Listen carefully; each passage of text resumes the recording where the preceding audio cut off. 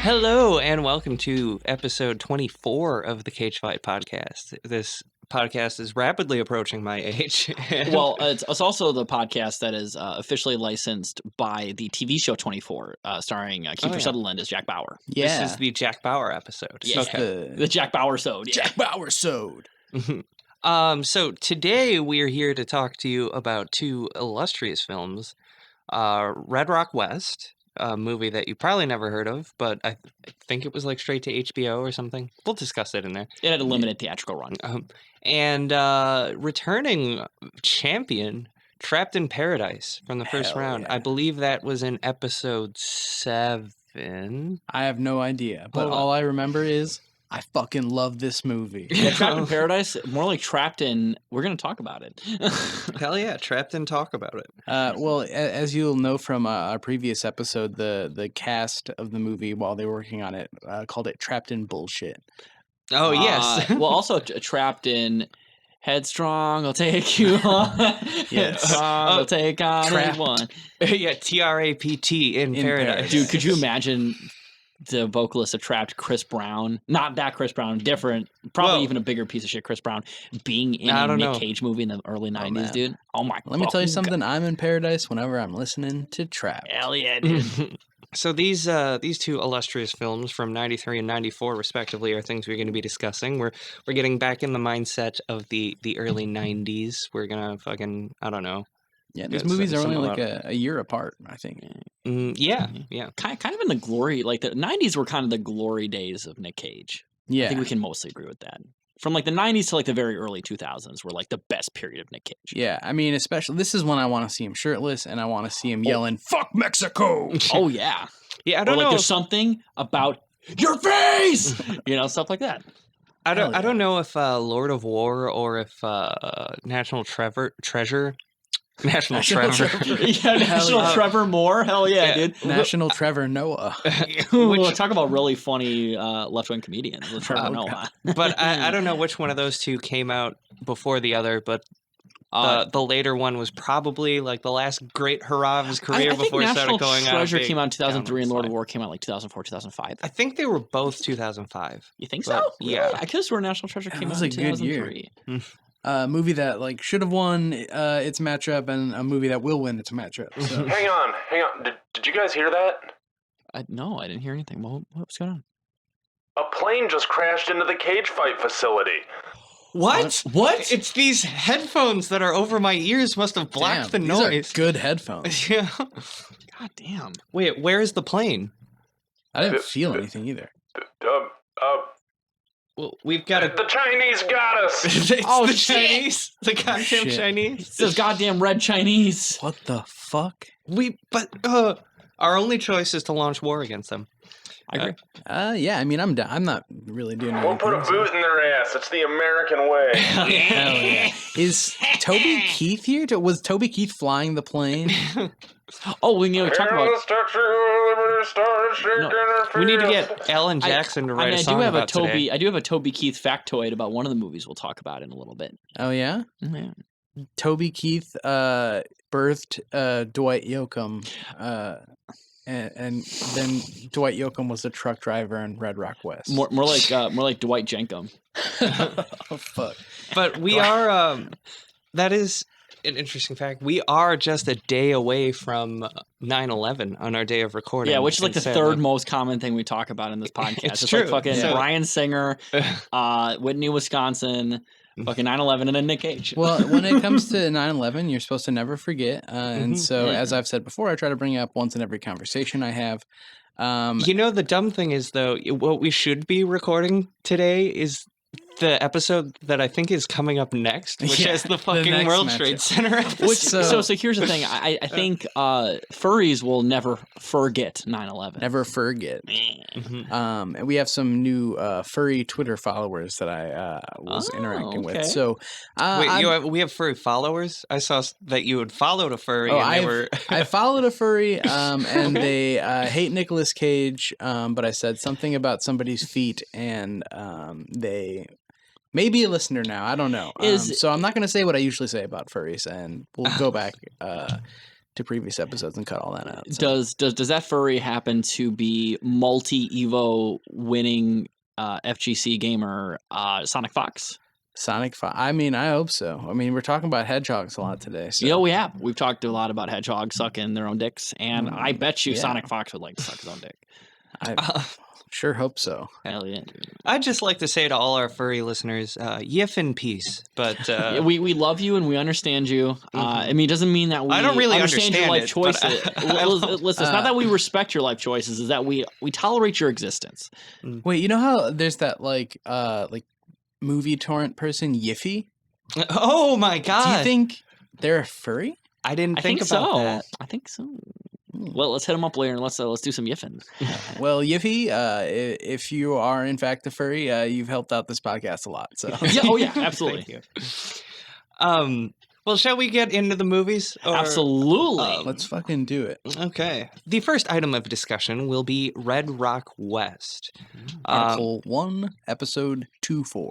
Article 1 of the Cage Fight Constitution, Red Rock West. Is that going to be in our version of the National Treasure? Yeah, actually, we definitely need to write up a constitution for National Treasure episode. We do. Is the U.S. going to invade us because our constitution is a little too, the U.S. has... It's not oligarchic enough. Okay, fair enough. The U.S. has said multiple times that they're not okay with us doing this podcast and many of the things that we do on this podcast. So as far as I'm concerned, we're doing a good job. Although, oddly, they were the most supportive of the Snowden episode. Oddly enough, they gave us a lot of money and supplies through Lord of War. They did a proxy through Lord of War. I checked the downloads for that, and a lot in Fallujah. So makes sense. But Red Rock West came out in 1993. It's rated R. Was directed by John Dahl. Rold's son? Quite possibly, sure. Could be. I don't know. It was produced by Polygram Filled Entertainment and Propaganda Films. Well, here's the thing. Originally, the movie was called Red Rock West, and it was a movie about the Soviets in World War II going west and forming rock and roll. Oh, yeah. That's what it's about. So that's what I said. Propaganda. It was originally about communist propaganda. Yeah, like kind of a prequel to Detroit Rock City. Yeah. I think Red Rock West should be the name of Kanye's next child. Hell yeah. I mean, talk about Republican in red. Could happen. This movie has a runtime of 98 minutes. Had a budget of $7 million. Can anyone guess the gross? I'm going to guess it was the gross domestic product of the United States, so like $19 trillion. 19 trillion, that's a lot. I'm going to say 19 trillion and one, Bob. Oh, shit. Oh, well, you both went over. Damn it. I don't believe any movie has or ever will make the gross domestic product of the United States, but this one made $2.5 million at the box office. I just want to say that you're wrong. Whenever Avatar 2 finally comes out, that will it's going to make like $300 trillion. Well, that's because every American is going to be legally mandated to watch it, like Coupon the movie from Mr. Shaw. It's fuck yeah. Great reference. It's like legally you are required to watch this movie. So that is 15 out of 42 movies, I believe, that have been in the black. This, just didn't make the tally. Are you talking about? Well, I think it was 14 out of 43 then, right? No, evidently somehow I fucked that up and double counted. My count is wrong. Listener, just only believe the first number. That one is correct. The second one, how many movies we've covered, I don't know. I keep reading it and second guessing myself. And you do have a degree, right? I have a degree of stupidity. Oh, okay, fair enough. Okay, I'll look up. It is 42. 42. Yep. Okay, so I got it right this time. Yeah, 42 movies. I did that by counting the bracket instead of counting the reviews I'd done. Oh yeah. But so Rotten Tomatoes, this one got a 95% from the critics. That is a resounding success. So here's the problem with that, right? It should be like 97, 98 because I looked at one of the reviews and it had a 2.5 out of 4. That is a fresh review. That's fresh. 50% exactly on the dot? No, that's 2.5 out of 4 is 63%. Oh, 2.5 out of 4. Yes. I was thinking out of 5. That is a fresh review, and they counted it as rotten. But that's a fresh review. So this movie only had 1 negative review on Rotten Tomatoes. I thought you were saying 2.5 out of 2.4, and I was like, damn, that's pretty good. It's really good. Imagine being like 102%. Audiences gave this a 75%, so not quite as well liked. They as don't like Dennis Hopper as much. Yeah. I think they don't like Dennis Hopper, and they don't like the woman in this movie. I can't remember her name at the moment. Dennis Hopper? How Xanderly. childish. Let's get Dennis Jumper and get him to step back from that ledge, my friend. I don't know. That was bad. Dennis Hopper, what is he, the fucking villain from a fucking Bug's Life, dude? Oh my god! Listen. My third eye was blind to that reference that you just made. Dennis the Menace Hopper, Dennis, dude. I would totally. I think wasn't Dennis Hopper in Dennis the Menace the movie? I hope so. Yeah, I fucking hope so, dude. I want to see Dennis the Menace Hopper fight Rude Boy Giuliani. I want to see Star Wars Episode 1, the Dennis Menace. Or would it be the Phantom Dennis? The Phantom Dennis, yeah. And the whole thing is it's just a Phantom Menace, but Dennis Hopper is just in the background. You just can't see him. He's just somewhere ethereally in the corner somewhere. He does get cut in half at the end, but you don't see it. But that's all I have for the main facts of this. Mike, you got any trivia for us? I don't have a ton of trivia. This is one of the ones where everybody said I'm not gonna review this at all or tell you anything about it. So what I do have for you is that Nicolas Cage took this part on a recommendation of Francis Ford Coppola, who we've discussed is his uncle. Yes, uncle. Yeah, holy dad's shit. dad. I think his uncle. His uncle his dad. There's some Appalachian love going on here. Yeah, it's his uncle or whatever the fuck. And he apparently Francis was a outspoken fan of. I'm stuttering all of a sudden. John Dahl's first film, Kill Me Again, which is some Val Kilmer movie that came out in 1989. Oh, okay. But John Dahl is like a writer for TV now. I could see that. This movie, maybe it's just these, early 90s thriller type things, but it felt very TV-ish to me somehow. I don't know what it was about it. But. Yeah, I mean, I think it was a TV in kind of a good way, though. Yeah, it would have been a good TV movie. Oh yeah, this would have been a great miniseries, just like a Stephen King 2-parter or some shit like that. Oh yeah, totally. I was fucking pounding my fist the whole time. I actually watched this movie a second time this morning. Oh, really? Because I was going through my notes and I didn't really remember much of what happened. First time I've watched a movie twice in preparation for an episode. And then the other fact was I referenced Dwight Yoakam before, who was the truck driver that picks up Nicolas Cage after he leaves his old lady. This is not really that interesting, but this is how starved for trivia I was. Dwight Yoakam was in the movie. A Dwight Yoakam song is used in the ending credits, and I think it's a demo version of the hit song 1,000 Miles from Nowhere by, which is a really good fuck. I loved that song at the end of credits. Honestly, I was fucking crying. It was I mean, I don't think it's a bad song, but it did feel a little out of place. And this movie definitely had like a Western feel to it, but it felt more noirish. You know what I mean? This movie was definitely noir. Well, I'll get to my opinions later on once we actually talk about the actual plot. Also, another fun fact, this movie was the very first appearance of Toby Keith on a soundtrack. Oh, yeah, Toby Keith was in the soundtrack of this movie. Oh, yeah. Interesting. Well, congratulations to Toby Keith in 1993. It was literally the year he debuted as a musician. Damn. Oh, yeah. So he's doing well for himself at this point. He owned that fucking shitty restaurant chain. Guy Fieri's Toby Keith Chicken. Yeah, it was something like that. Yeah. What? I don't know. I feel like every country musician had like a shitty fucking like barbecue / some type of restaurant back in like the late 90s, early 2000s. It was like Hollywood Cafe or whatever the fuck that was. Yeah, Hard Rock Cafe. Hard Rock Cafe. That's it's basically like to be a country star. You had your own line of boots. You had your rap sheet of hate crimes and your own fucking Southern fried chicken restaurant. Yeah, I feel like in the 90s, if you did not either commit a hate crime or have a shitty restaurant chain, you weren't an actual celebrity. Yeah, I mean that was kind of the way to the top back then. Yeah. Or commit sex crimes. Or you know, to be fair, talk about the most famous celebrity today. Fucking Mark Wahlberg has hate crimes and owns a shitty restaurant chain. So. That's true.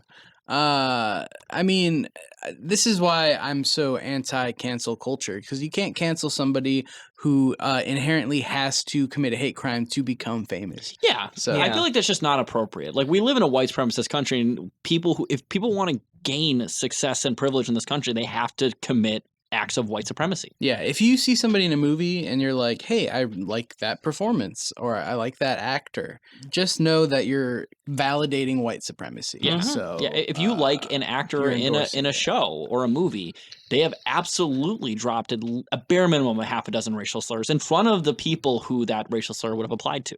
Yeah. So you have to understand that, though. It's part of the training, you know? Yeah. Moving on to a plot summary here, which, if there's ever a soundboard of me made for the podcast, that will definitely be on it. Moving on to a plot summary here. So we see at the start of the movie, Cage is waking up and getting ready on the side of a highway in Wyoming. And by the way, also this movie starts with Nick Cage shirtless, which I was so fucking happy to see. He looks great. He looks pretty good. Yeah, like early 90s Nick Cage, fucking snack. Yeah, early 90s Nick Cage is pretty attractive. He's sometimes had some weird stuff going on with his hair. Yeah, but like body-wise, he's toned. Solid. Mm-hmm. I'd eat ice cream off him. Yeah. But I shoved cocaine up his ass. He's getting ready, apparently living out of his car. Apparently living out of his car, and he's in Wyoming for a job interview for some sort of drilling related thing. I think he was trying to be like a roughneck, because like an oil driller. He's trying to drill all day, baby. Yeah. Drill baby drill. Yeah. This is Sarah Palin's favorite movie. Well, drill baby drill, but it's the Twitter personality. Wint baby wint. So apparently he has a leg injury. That, I mean, it kind of comes up maybe a little bit later in the film, but yeah, really I think the injury is he basically has a fucking third leg in his hey. I did think it was really weird how they just completely like, oh yeah, he's got a leg injury, and they just barely ever talk to him. He doesn't really like seem you see him limp later in the movie, but it barely seems to affect him because he does. We'll get into that. He has a lot of crazy shit. Every time he walks into like a bar, he limps in strangely, and it's not really that important, but it was fun to watch. Yeah. But that leg injury ends up preventing him from getting the job that he drove all the way to Wyoming from Texas. From Odessa, Texas. Mm. Fuck. Because that's what it said on his driver's license. From Odessa. But on the way back from the job interview, he's running out of gas, stops at a gas station with his last $5 to get some gas. And at the gas station, no one seems to be there, and he passes up a chance to grab some money that was just sitting there on the counter, but he doesn't do it, which is, just the film's way of showing us he's an honest man, Yeah. He's just an honest man looking for an honest job. Yep. He's teetering on the brink, but at the end of the day, he does the right thing. He's just one step closer to the edge, and he's about to break. But he's hot. He is tipped off by the gas attendant when the attendant does show up that there is potentially a drilling job in Red Rock, a town west? In Wyoming. Yeah. A town somewhere in Wyoming. Yeah, somewhere in Wyoming. But so Cage shows up at Red Rock and walks into a bar there. Yeah, Nick Cage walks into a bar. Yeah, limps into a bar. Yeah, limps into a bar. But bartender says, "Hey, quit screaming freaking Navajo at me." Yeah. It's like, listen, we genocided those people off this land, okay? But after the bartender says that, he then mistakes him for a man named Lyle from Dallas. And apparently this guy had been offering Lyle from Dallas a job. And Cage, desperate for a job, just lies and says he is Lyle from Dallas. So when he goes into the back room to discuss with the guy, who is named Wayne, the guy. From Wayne's World. Yeah, from Wayne's World. And who looked really familiar. Yeah, he looks super familiar, but when I looked up like his acting history, I didn't see anything that stood out to me. He kind of looks like not Kevin Costner, maybe like like Michael Douglas or something like that. I don't know. He looked very familiar to me too, and I also looked at his he kind of looked like the dad from that fake Amanda show about who was missing a toe. Does anyone remember that? Yeah, I remember that fucking show. something Moody. Yeah, I do remember that show though. Yeah, the fake like drama sitcom. Yes. After looking through his list like 3 times trying to identify something, I think maybe I've seen him on the X-Files, and that's it. That would make. I feel like that actor would definitely be in like the X-Files as an extra or something. Yeah. Like he has that look about him. But I don't know. Oh, sorry.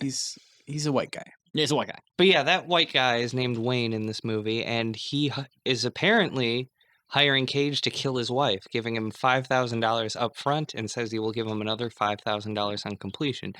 Cage just kind of doesn't really say anything about it, walks out with the $5,000. And you know, here's the thing, right? I've heard of people being like, "Yo, can you fuck my wife?" I've never heard of somebody being like, "Yo, can you kill my wife?" Well, my friend Tim Lambesis came to me a few years ago and asked me he asked me some favors that are hard to do, but if you're a good enough friend, you'll do them. So. I agree. Cage then goes to the wife of Wayne, who is named Suzanne and is played by the actress Laura Flynn Boyle, That who was her played name. Yeah. Donna on Twin Peaks. Yeah. Which is interesting because there's another Twin Peaks actress in the next movie that we're going to cover here too. But yeah, we're talking about Twin Peaks. I mean, she was looking pretty good. Yeah, let me see those freaking Twin Peaks on your freaking tit chest. Well, Donna was cute in Twin Peaks. I'll say that. But Yeah, this woman was very cute in this movie. liked her Laura hair. Flynn Boyle was very cute in this movie. Yeah, I loved her huge fucking baguette. No, different lady, right? I don't remember her baguette. I'm thinking of the log lady, and then also the scene where they describe eating a baguette like really in depth. Oh, okay. Yeah, But it's a mix of the two. But he, instead of killing Suzanne, he tells her that her husband hired someone to kill her. And then he takes the money to go buy food at the gas station, writes a letter to the sheriff about how Wayne hired him to kill his wife, and then drives out of town. But on the way out of town, in a dark, stormy night, Cage accidentally hits a guy standing by his pickup truck outside. Who, by the way, that guy is like the ranch hand at their house at Suzanne and Wayne's place. Yes. Yeah. I missed that, but I remember that being referenced later in the movie. But so he takes that man to the hospital, and is then immediately held by the police for suspected homicide because the doctors find that the man had been shot twice in the stomach. Yeah. Oh, so, when the sheriff shows up, Cage sees that the sheriff is Wayne, the man that just hired him to kill his wife. Which, even though that legitimately was a great moment, I figured that out a fucking mile away. Like, that twist was like, I'm like, oh, the sheriff is going to be the fucking bar owner. I knew that was going to happen. And then I was like, it's going to be it. And then I see him walking. I'm like, yeah, I knew it. Yeah, it's like, I mean, country singers owning restaurants, sheriffs owning bars. Yeah. It never really ends down there. Yeah, not only sheriffs owning bars and also wanting to be fair, I mean, cops killing their wives. I mean that's something that would never happen though. Oh no. I mean, it's pretty smart when you think about it. Because who would suspect them? Well, I was gonna say it's a good idea to like get people super fucking drunk, and then you just put on your badge and pull them over as soon as they leave the bar. Yeah. You know, that's a good point though. Yeah, dude, imagine how many fucking DUI tickets and how the revenue of that town. Oh my god. They'd be getting gold paved roads and that shit. Imagine you get somebody just a little bit too drunk, and then you're like, oh, public intoxication, and then you put them in jail and fine them. Hell yeah, dude, this is we should do this. We should go to a small town in Wyoming, take it over. And then... Let's become cops and then open a bar and fucking arrest everybody who comes in that shit. Hell yes. But only like one of them occasionally. So like, well, I'm probably not going to get arrested tonight this time. Oh yeah, give them an opportunity to get drunk first. We don't want to be like that bar where everybody gets arrested, but that bar where it might be my turn. Yeah. It's like the lottery, but it's just you get arrested. Exactly. Yeah.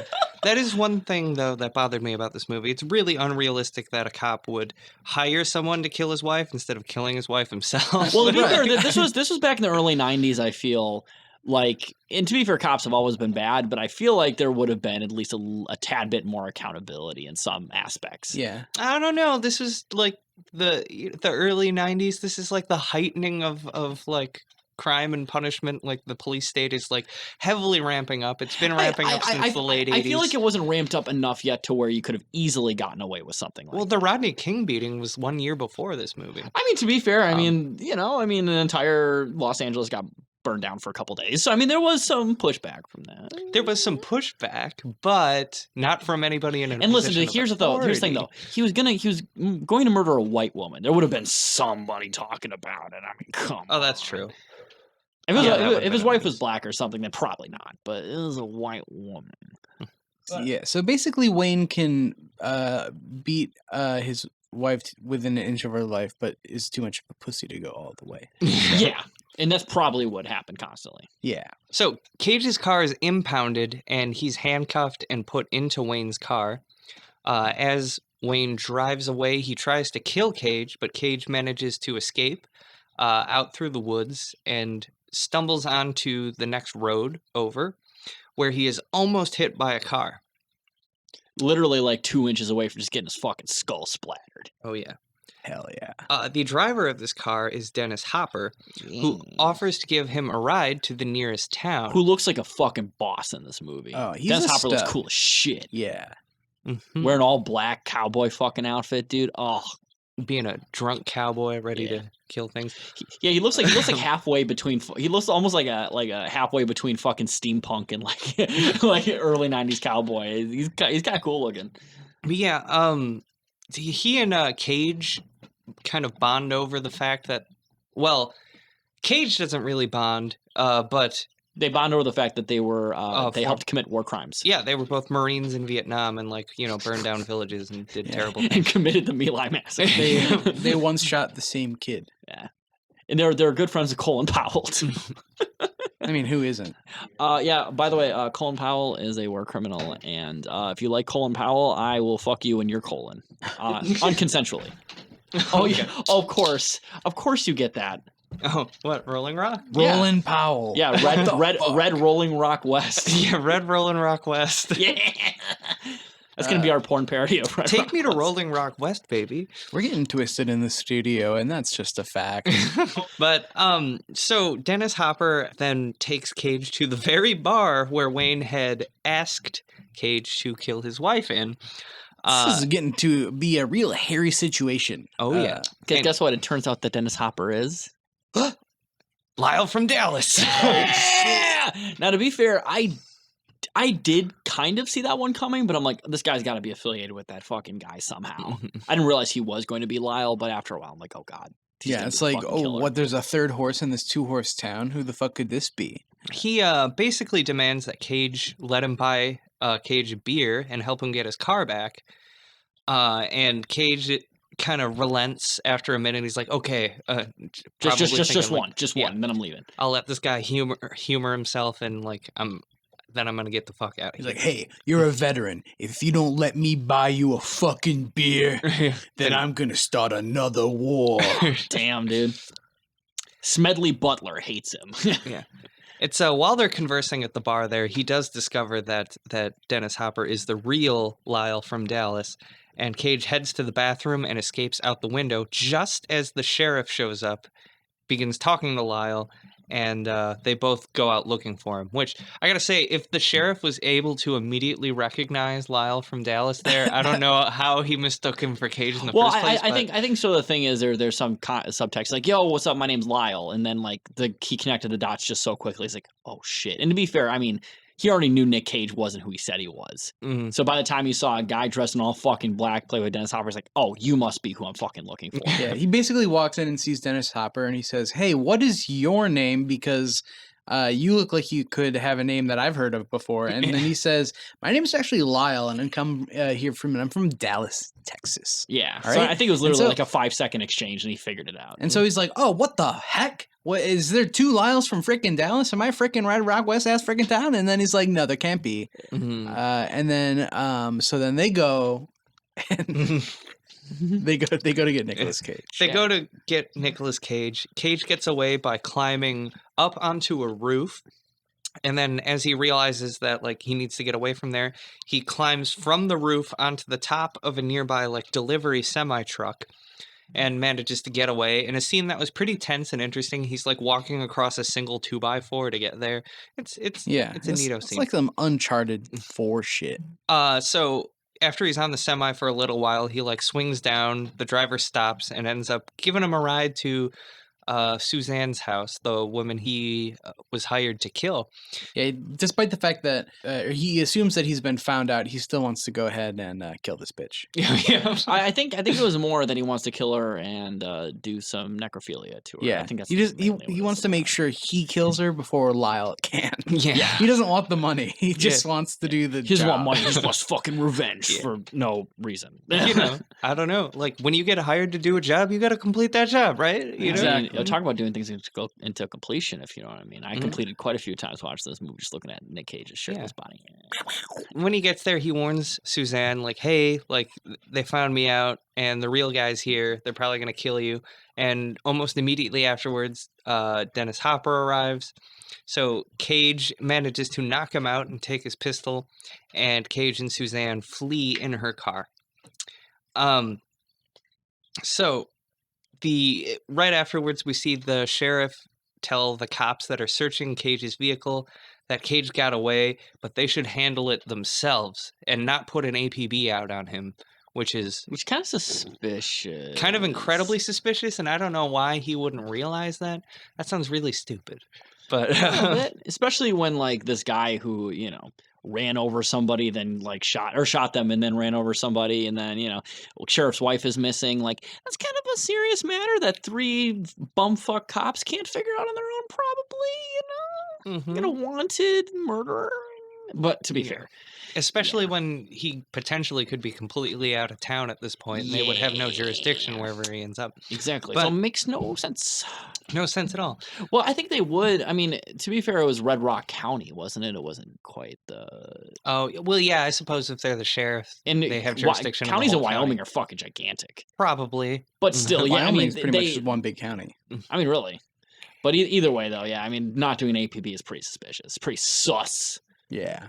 But soon after those cops, those other 2 cops that the sheriff had just talked to, find the $5,000 in Cage's glove box.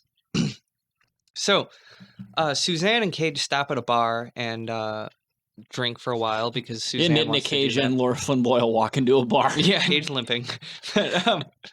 But and then she wants to stay with him at a hotel that night, rather because they've been drinking. And at that hotel, she comes onto him super hard, and they have sex. I gotta say, the sex feels pretty forced into the story, but whatever. Oh yeah, absolutely. I mean, Yeah, but there's- they gots to, they want a reason to show shirtless Nick Yeah, Cage. when you got 2 hot bods this hot, you don't want to fucking not press them together. Hmm. And like I said, Laura Flynn Boyle was very cute in this movie, so I was not complaining. Although it was very forced, I will admit. It was very contrived. Nobody shows brown, but I was hoping for it. I mean, yeah, it does feel forced, but I will say, if I was in either of their situations, I'd probably just kind of want to get laid too, just to relieve some stress. Yeah, you it's know a what I mean? stressful situation. Like you're 2 people. Like both of you guys have hits on you right Yeah. now. Yeah, like we should probably both blast right now. That's probably Yeah. for the best. Yeah, just to ease the tension a little bit. But the next morning they wake up and they devise a plan to steal some cash from Wayne and head to Mexico. Fuck Mexico! Sorry. Wait, is that from something I'm missing? It's from this movie. Oh, I don't recall Nicolas that Cage line. screams "Fuck Mexico," and I'm doing it. I'm not actually even doing a Nicolas Cage impression. I'm just screaming it in a weird voice. But it's pretty good. It's pretty good. I agree. I believe Donald Trump probably sampled that and played it. Yeah. as- He says "fuck China."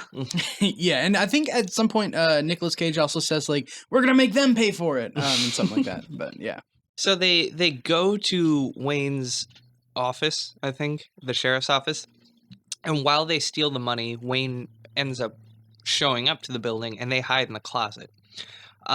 Wayne kind of realizes something is up with the money in the safe, where they had just gotten like $20,000, I believe. yeah, It smells like Nicolas Cage. Oh, yeah. But right as he's figuring that out, the other cops show up and try to arrest Wayne, having found out that Wayne tried to hire somebody to kill his wife. And also figuring out that the sheriff is not who he says he is. Nope. It's Whoa. revealed that both Wayne and Suzanne are actually Kevin and Anne McCord. Although I'm still going to refer to them by the names they were introduced to. But they robbed some place. I didn't catch what They it robbed was. like a steel refinery in Illinois or some shit like that. Yeah, it was a weird place to rob. I don't know why a place like that would have that much cash on hand. On hand, cash on hand. Like Well, what? it was Christmas Day, and they had a special promotion. Oh, I see. But yes. But either way, the sheriff / bar owner and the wife are not who they say they are, and they stole like $1.2 million or something. I think it was $2 million. It was something like that. It was a lot of money. Couple mils. Couple Yeah. bucks. Afterwards, like, I think the cops take Wayne away, and then Cage and Suzanne come out, and Cage is real mad about being lied to, but he doesn't really have much time to do anything about being mad, because Dennis Hopper then shows up and holds them both hostage. That's the thing. You never expect Dennis Hopper. That's what I've learned from every Dennis Hopper movie I've That ever was a seen. Monty Python bit, I believe. Yeah, you never. Yeah. never Nobody expects Dennis Hopper. Dennis Hopper is also really pissed about the whole situation, and he wants to get Wayne. So after taking them hostage, he sets a fire at some random house out in the countryside. Yeah, I didn't to- really get the point of that. I think it was probably just to divert the police. Yeah, it maybe. was to distract the cops, so most of them left the station. So, and then the cops leave the station, and he shows up and kills the last remaining cop that's there, breaks Wayne out of prison and says, like, hey, you're going to give me half of that all that fucking money that you have, which apparently is like $500,000, I believe, was how much was supposed to be there. I don't know what they did with the other $1.5 million. But, I think they spent it on cocaine, Yeah. probably. or A lot of maybe they hookers. spent it to like change their identities. I think they also socially or probably something. did that to like buy the bar in the town, basically, because Oh, they basically bought the fucking town. They bought the bar, they bought a cop car, and then a bunch of fucking cocaine. Yeah, the cocaine. Cocaina. Wayne agrees to it, Very reluctantly, I Yeah. would imagine. but very reluctantly. And Cage, Suzanne, and Wayne are held hostage in the car by Hopper. Wayne directs them to a graveyard where the money is buried in one of the graves. And when Wayne opens the safe box, he pulls a gun out of it and says, like, hey, I'm leaving with all the money. All y'all motherfuckers are just try anything and you'll die. Which I believe anytime." that is actually a very common tactic if you bury something somewhere, is to like have a weapon on with it, because more than likely if you get led to it, it's probably a hostage situation. Or if you're suddenly in a situation where you need to get away with all of your $500,000, That's like true, you yeah. probably need a gun too. So it was honestly a very smart idea on their part. Yeah. Oh yeah. In the tense situation, Hopper manages to stab Wayne. Yeah, by throwing a knife into his fucking neck. Yeah, like just drops a knife out of his sleeve and just throws it right. It's like in some his damn neck. Altair shit or Yeah, something. yeah. And then Cage attacks Hopper.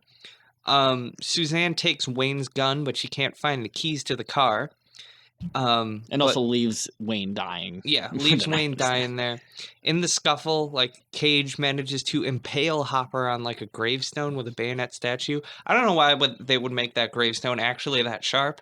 That seems unnecessary. I but- feel like that was the thing in the West, just be like, fuck it, we have that fuck you kind of money. We can do that. Yeah, our fucking tombstones are dangerous. And by the way, they somebody sharpens that every week. Just be like, you know It's what? some undertaker's job. It's like, listen, my granddaddy killed 59 fucking Confederates. I'm gonna make sure every fucking year I'm gonna sharpen it and just one more fucking Confederate. It's actually a real gun, and some guy comes every weekend to like clean the gun, Yeah. put it exactly. back.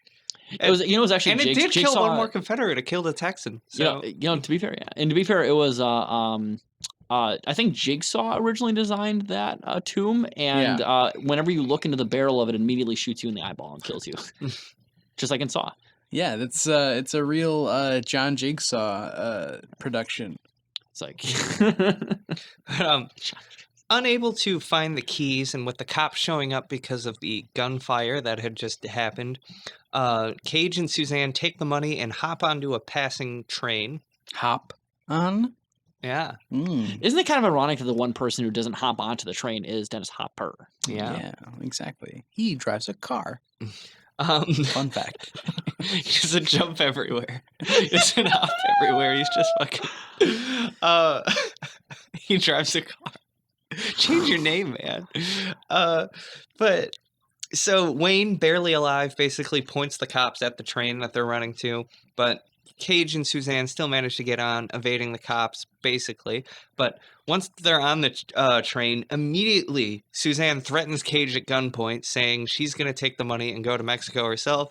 I got to be frank here, even if she was planning to betray him, I feel like now's not the time. She made a real bad decision Yeah, there. like at least wait till you get there and then do it. Yeah, not while you're on a moving train with a big open door behind you. Yeah. To be fair, no one ever said this woman was highly intelligent. That's true. She's just friggin' hot. That's all we need for her. Yeah, she's just hot. She got a nice pair, but other than that, she ain't too hot. She ain't too smart. So. Yeah, got a couple of twin peaks, but not a couple of fucking twin. I mean, she got twin IQ points. So Yeah. God. Cage realizes that the gun is empty because all of the bullets in that gun just were fired in the graveyard there. So he pours all of the money out the door, save like one wad, I think. She's like, "What the heck would you do? What the heck would you with the money?" He's like, Yeah. "If you want so bad, get it yourself," and he kicks her out. Yeah, kicks her right out of there. And there's a cop car going along the way, so she's gonna get arrested. Yep, and the cops pull up right behind her, and Cage sits back on the train, and he's getting away. He's gonna go to Mexico. With starts his practicing his wad, with Mexican. his wad of money that's worth anywhere, I believe, between $5,000 and $20,000, because that's Yeah. usually what those stacks are worth. It's a couple pesos. Yeah. And You can get a couple tamarindos. And to be fair, this was before NAFTA, so I guarantee you, like, things were a lot better in Mexico back then. So Hey, you know what? It's like that. You never want to be after NAFTA. You know? Come on. NAFTA was not far away though. It was, only 2 years away. And to be fair, NAFTA was already being proposed by that point. So, but anyways, though, And I that believe is- the Zapatistas were about to rebel because of NAFTA. Yeah, but- imagine he's like, you know what? I'm going to Mexico. I'm going to Chiapas specifically. And he's like, no shit. And then he became a sock fucking oh my god, yeah. But No, yeah. he became a lib sock. That's what it was. A And lib then sock. he was one of the only few white people who was allowed to lead the Zapatista movement. So That's beautiful.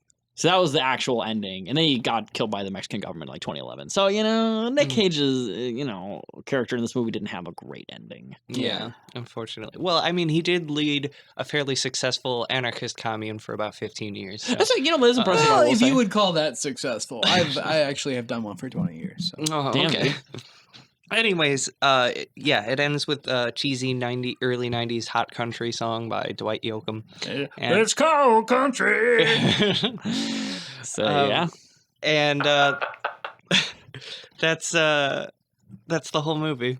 Yeah, fucking good flick. Come on. Yeah, no, going to our opinions on this movie. I fucking loved this movie. This movie is fantastic. I was on the edge of my seat the entire time. I was like, oh god, like even though it was 96 minutes, it didn't even feel 96 minutes. I fucking love this movie. It went smooth like butter for me. Yeah. Yeah. This was a good movie, I will say that. A hell of a lot better than I was expecting for something that I'd never heard of. This was a Yeah. very solid thriller movie. Way better than any movie I expected that made like $30 at the box office. That was a Nick Cage movie. Yeah. Like this movie was incredible. By those standards, this movie should be like number one on IMDb for those standards. Like seriously, this movie's incredible. Yeah, I mean, as soon as I saw Trapped in Paradise on the bracket, I was like, that's Mike's pick. That's my fave. Now, and I will be, but I wasn't expecting the matchup to be this tough for me. yeah.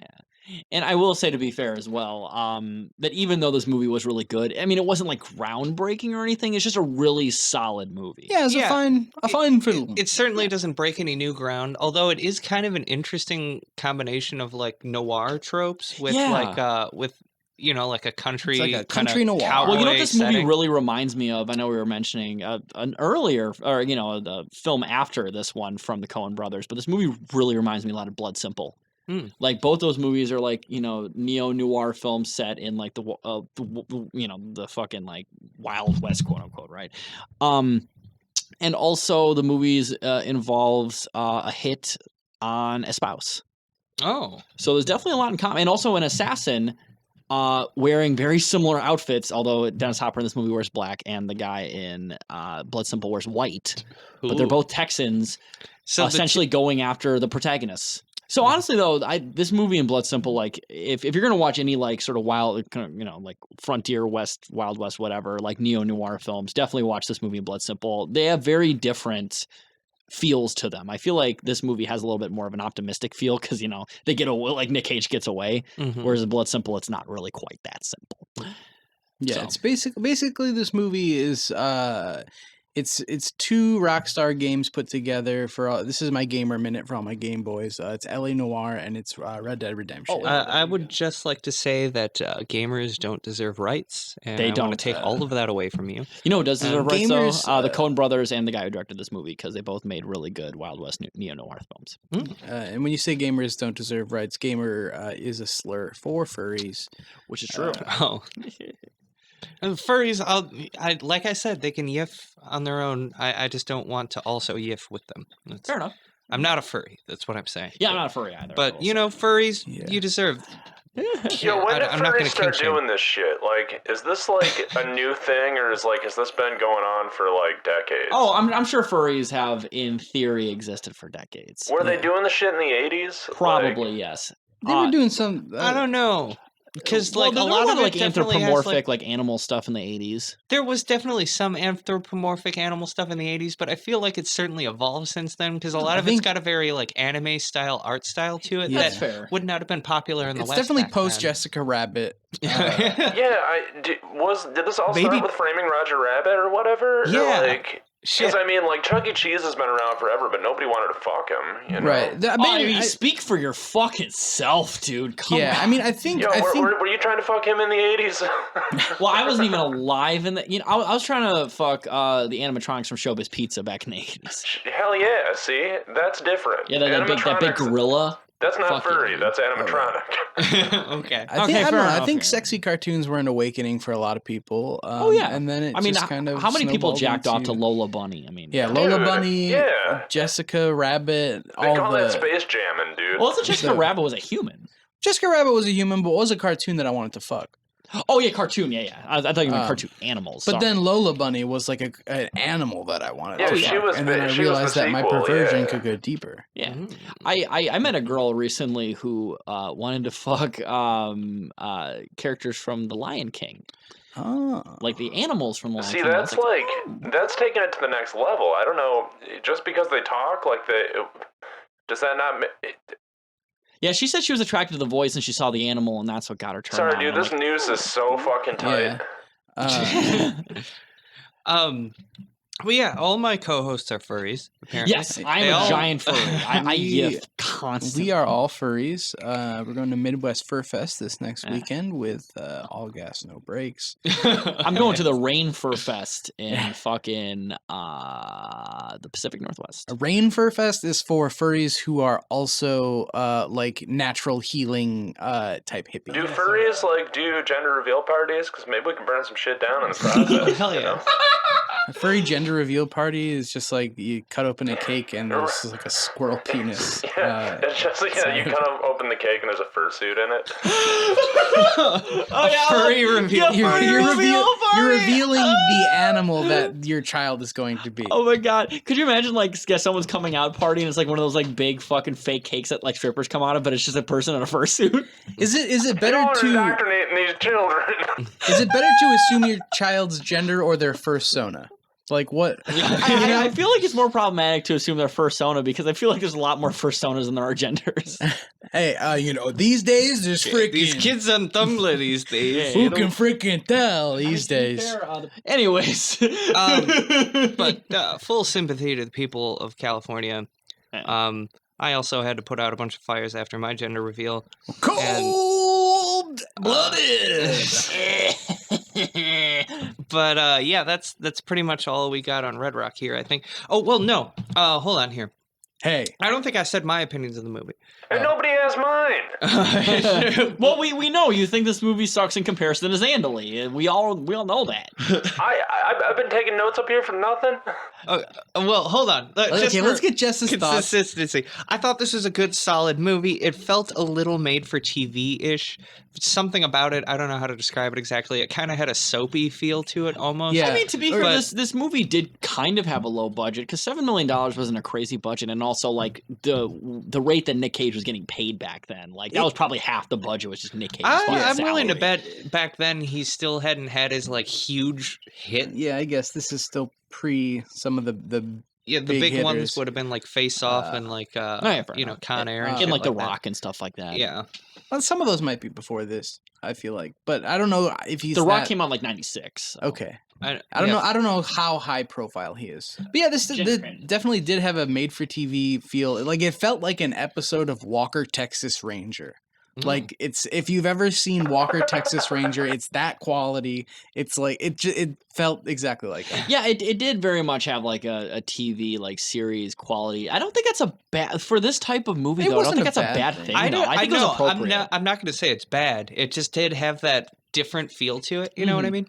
But it Yeah, was it a did not very have a solid standard movie. cinematic experience from the 90s. That was definitely not. That was like a TV thing exclusively. But I will say it kept me on the edge of my seat a lot. There were a lot of twists and turns. Mhm. And because of that, I wonder how well this would hold up on a rewatch. Because like I think part of it was, you know, just how many crazy things were happening out of the Yeah. blue. So let me tell you But- something. I watched this movie twice in the past week, and it's I'm still engaged. Yeah.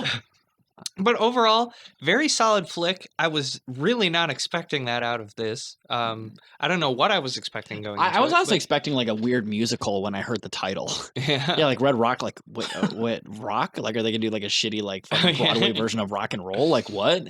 Yeah, I thought it was gonna be like some weird cheat, like Captain Mandolin or whatever the fuck that movie. Captain Okay. Man. Captain Corelli's Mandolin. What the fuck is that movie? Captain Corelli's Mandolin. That's it. The masterpiece that should have Captain never Crunch's been. mandolin. Captain Crunch's Mandolin. It's kind of like Oops, all ukuleles. The captain.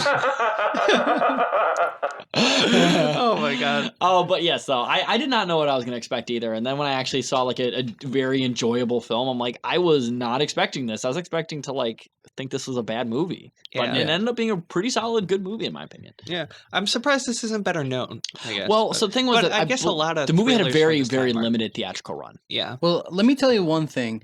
90% of the Amazon reviews for this movie are saying that this is Nicolas Cage's best movie. Oh, Okay, Like- so honestly, let's get into those fucking Amazon. Well, Oh let's, wait, well, hold let's on. see We what got Dave has got to Dave's say. summary first. Yes, ready for the summary, Dave?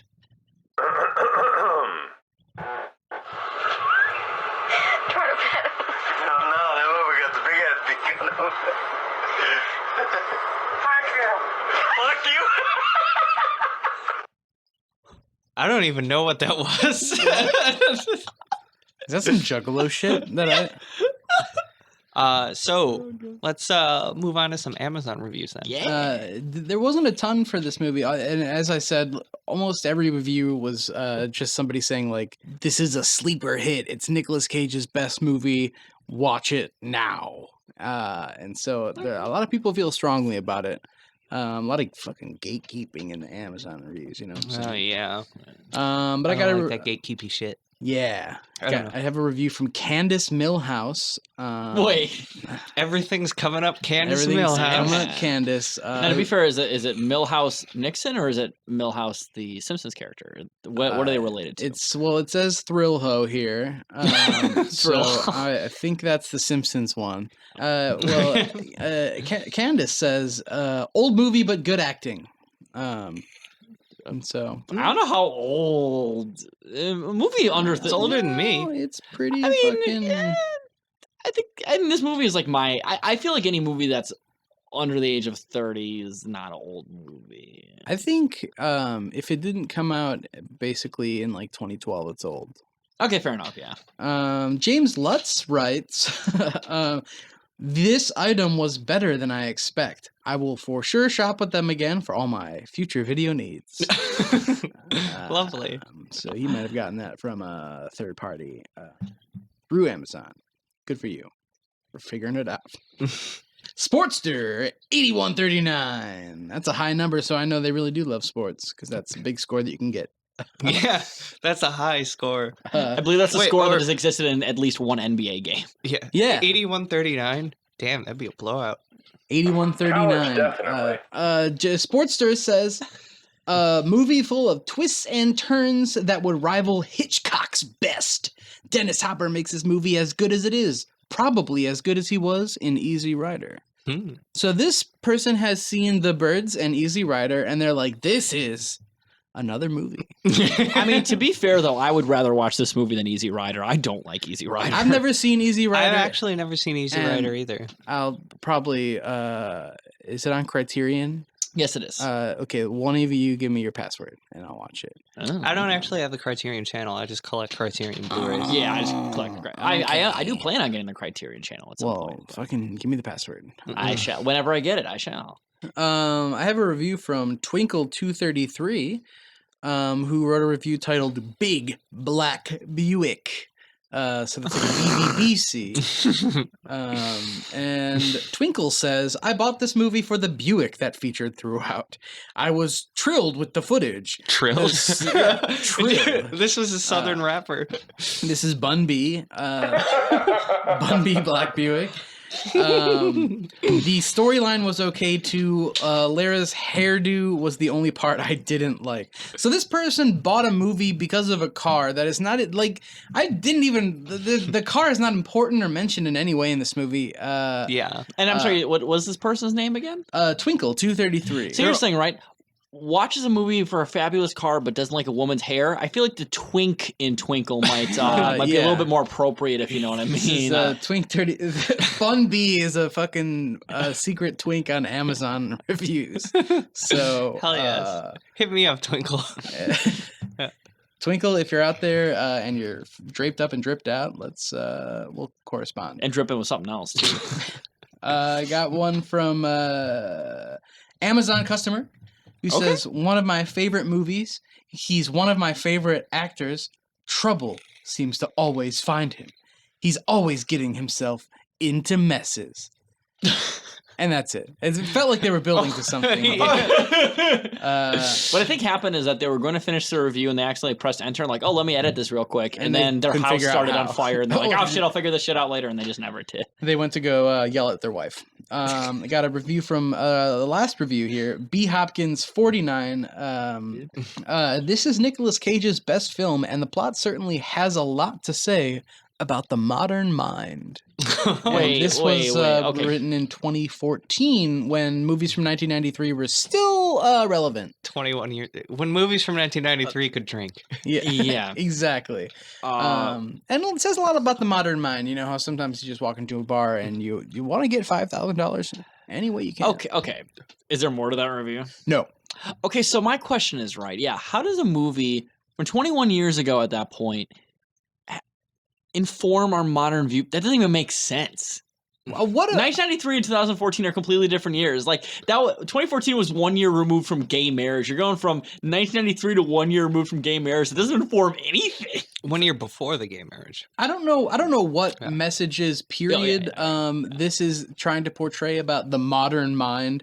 But I think anything about the modern mind that they're getting at by 2014 is really not that relevant unless you're super out of touch. Well, that's the thing. All these fucking kids nowadays just fucking love Vanilla Ice and MC Hammer and shit. And fucking Dwight Yoakam. Yeah. Well, maybe they were like 90 and they're like, oh, I understand the minds of...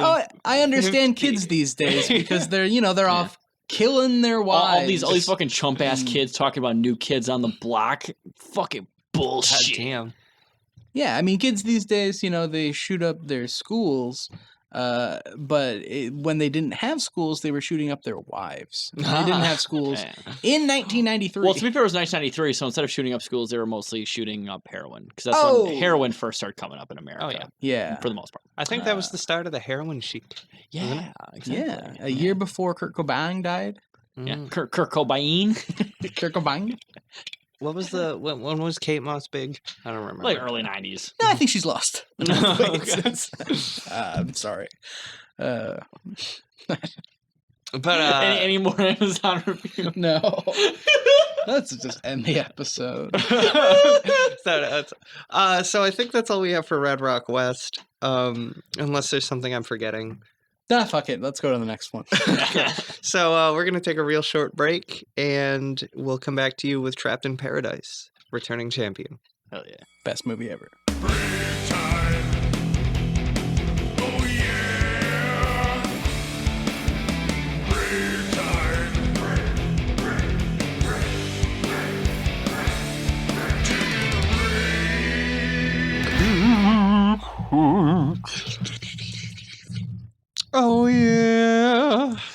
Mother, tell your children not to rob a bank. Mother! Tell your children not to understand the small town people in Paradise, Pennsylvania. And if That's you true. want to find paradise with me. I feel like, to be fair, this movie is probably the most Glenn Danzig movie ever made, I feel.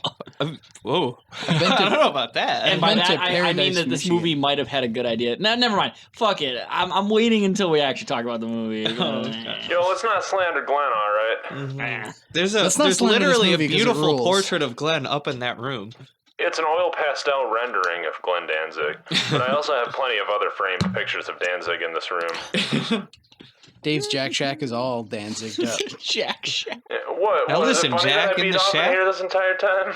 No, And the I, monitors down low? I just find the idea of somebody having a shack and like, oh man, the shack's all decked up and it's just like a fucking like dilapidated thing with just like a shitty like 10-inch TV and like a bad VHS player from the 90s and all they watch is like bad 90s porn and they jack off to it. Like that idea is really funny to me. You gotta avoid your kids somehow. I believe the correct term is masturbatorium. I believe that's what the Romans called it. I mean, to be fair, that is the That was name. what St. Peter's Basilica was originally. Oh, really? Okay. Yeah, it was To be the fair, that is the name of masturbatorium. my entire apartment. So. St. Peter vasectomy. Are we recording? We're like 10 minutes in, I think. Okay, Oh, hell yeah. good. Fuck We got yeah, all dude. that. Cool. By the way, we're definitely putting that as a fucking extra on the YouTube channel. Yeah, I'll put some of that in there. But welcome back, everybody. We're here now to talk to you about Trapped in Paradise, returning champion from episode 6. I believe I said earlier in the episode it was episode 7. That was wrong. We're not going to go quite as in-depth with the plot on this movie as we did in that episode. If you do want to hear very in-depth thoughts on it, go back to that movie. Here we're just going to kind of run through things again quickly. This movie came out in 1994. It was rated PG-13. Directed by George Gallo, or maybe Gallo. I don't know. I don't know George this person's Pico de name. Gallo. Yeah, George Pico de Gallo. He apparently he was a writer on Bad Boys, so he- he has like a characters by credit on the subsequent Bad Boys films. He was also a writer on this and the producer. He wrote, Yes. directed, and produced this movie. Production companies were Permit Presentations and 20th Century Fox. So, big one. Yeah, the Doors song. So the Doors song produced it. Continue. Did they make a movie called or a song called 20th Century Fox? Yeah, it's a reference for all my dads out there. Oh, okay. I don't remember that one. Runtime of 111 minutes, which I'll get into my opinions later, but probably about like 20 to 30 minutes too long, in my Yeah. opinion. Oh, But, yes. Um, I will wholeheartedly agree with that. Yeah, for sure. I and- love this movie. I'm gonna stand by it, but it is too long. Let's say this movie could have used a lot of editing. I'll just say that. Yeah, The budget is not available for this, but the box office gross was $6 million. But But you know what that always means? it means it's in the red, not in the black. But we have already counted this in our total, so it is still 15 out of 42 movies. and I looked it up in 2020. That would be about $10 million. And not a lot of movies have come out this year. But it had the same box office as the Impractical Jokers movie.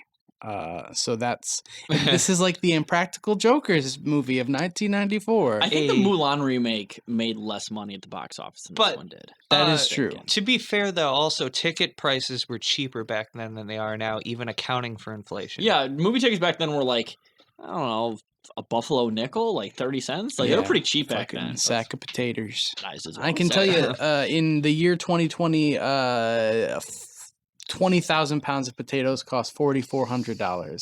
So- okay. Oh, Mike, tell me, how do you know that? Just off the top of my head. Yeah. Oh, okay. So on Rotten Tomatoes, this got a 10% from critics. I'm gonna say that might be a little too high for this movie. Oh shit! That's fucked up. Yeah, 40% from audiences. that's So- way too high. This this movie is a sleeper 90s hit. in This my movie opinion. put me to sleeper. That's fucked up. but that's all of the basic facts there. I believe Mike may have had a planned segment. I don't really have anything planned. I did I did do a little bit of preliminary research to try to determine how much it would cost us to make 75,000 pounds of potato flakes. Which, yes, Um, that if you didn't catch it in the first episode about Trapped in Paradise in episode 6, that is one thing. All of the snow in this movie is evidently potato flakes, and that's not, 75,000 pounds, Which- specially engineered for this movie. which when I saw this movie, there was a lot of it going into like rivers and sources of water and stuff like that. I'm like, we're just polluting the countryside with potatoes. No, I mean, to be fair though, I mean the fish were probably starving, so give them some sustenance. I suppose, yeah. I mean, empty calories, I know, but still, I mean, Yeah, it's better than some nothing. sustenance. There was a time in Ireland where a rain of potatoes Yeah, would have been the best thing that anybody You know what they could should have have done? ever They should have asked for. spent, this was the movie have a budget of who knows, but this movie made $6 million. They should have taken some of that $6 million and went back in time and given all the potato flakes to those starving Irish people, and then Yeah. we wouldn't have had the Irish diaspora, and then we would have never had this shitty Kennedy family. Oh, okay. So So wait, Mike, are you gonna play those phone calls or anything? Yeah. Okay. Oh no. Well. so I really. so we did some on the field research, and yeah. like Basically, I feel really bad about doing it, but I called up some people and asked them some questions about potatoes. Just trying to get a feel for how much 75,000 pounds of potatoes would cost a man. It basically goes like this: hey, how many fucking potatoes you got? And they're like, not. Why? I don't want to talk to you. 'Cause I can tell, even though. You'll hear it. It sucks. I can't wait to hear it. I can't fucking wait.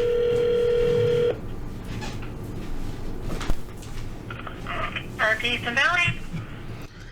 Hi, is this the potato company?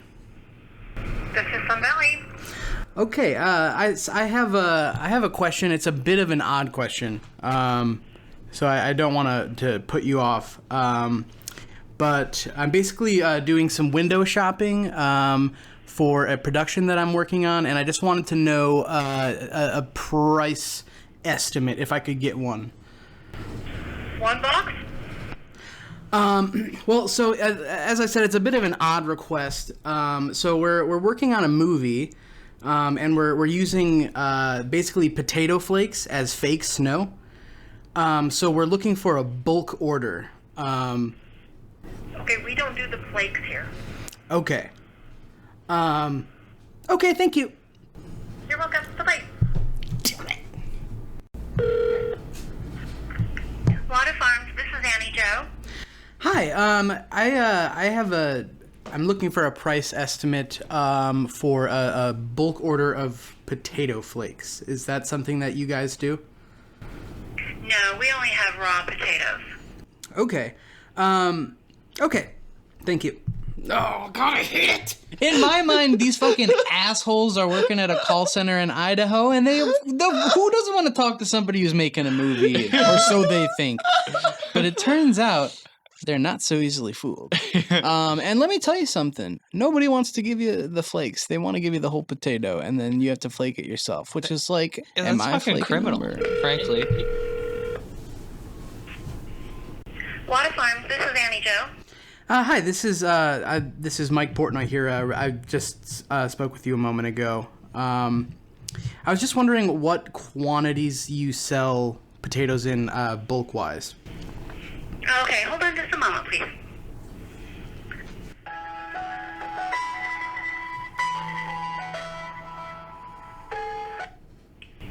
Water Farms, this is Ben. Hey, this is Mike Portnoy here. I'm with Saturn Films. Just looking to see what quantities you sell like bulk potatoes in. Usually we try to do at least 10 pallets. 10 pallets, and how many pounds of potatoes is a pallet? 2,000 pounds. 2,000 pounds. Okay, so that's roughly like 20,000 pounds. Okay. Correct. Okay, and what's the cost of that? Well, it depends what size you want and what kind of pack, and if it needs to be delivered or you're picking it up. Gotcha. Yeah, we're just kind of doing cost comparison right now. So if we were to have, say 10 pallets delivered to Wisconsin, how much would that cost? What size potato do you want? Like, I need to know, like, the pack, how big the potato. Um, If you have a freight, that's no problem. Yeah, I mean it's the potato isn't important. We're gonna be making flakes out of it. So we're just kind of looking for quantity wise.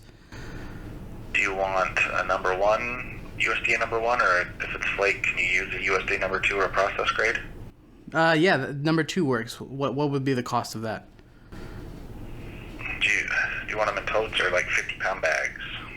Doesn't matter. Whatever is cheapest. Okay, so you're probably looking at one 50-pound bag is probably going to be $7. And that market does change, but just going off of today. Yeah. Looking at $4 freight, so you're looking at $11 a unit. So you're looking at like $4,400. Okay. 400 units. Okay, and what was your name again? Ben? Ben? Okay.